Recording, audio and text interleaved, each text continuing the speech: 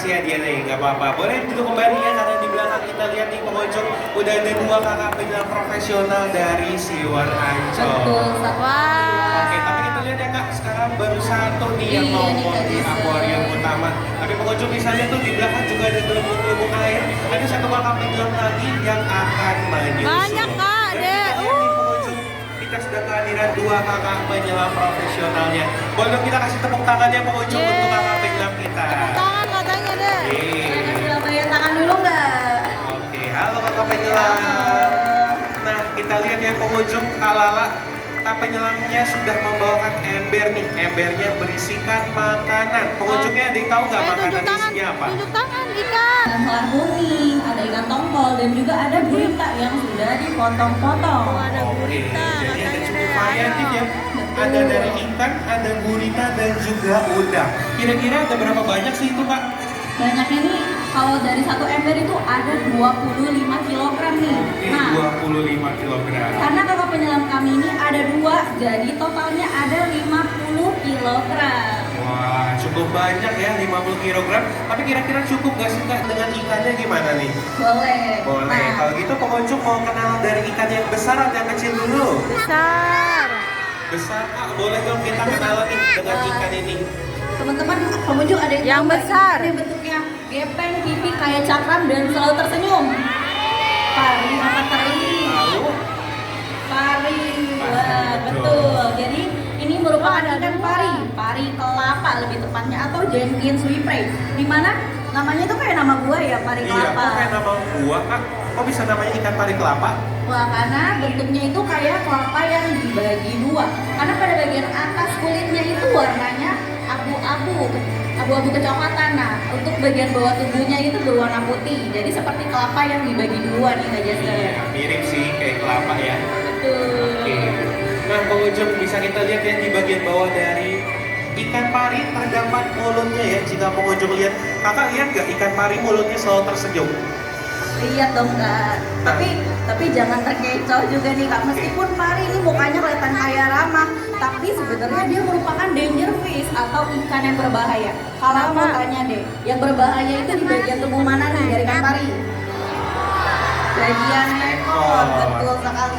Jadi pengunjung di bagian ekor dari ikan pari itu terdapat suatu racun atau di bagian pangkal ekor itu ada duri yang mana memproduksi suatu racun disebut dengan serotonin.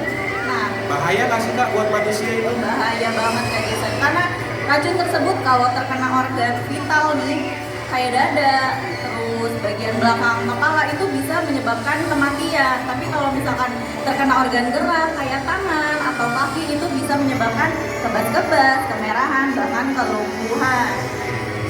Betul pengunjung, jadi berbahaya ya ikan pari apalagi jika terkena bagian-bagian vital karena dapat sampai mencapai kematian. Dan kalau dulu pernah ada ya kejadian tragis kak, boleh tolong diceritain gak nih kepada pengunjungnya? Jadi pengunjung pada tahun 2006 nih terdapat seorang pemburu buaya bernama Steve Robert Irwin. Nah, Steve Irwin tersebut sedang meneliti pola gerak ikan pari.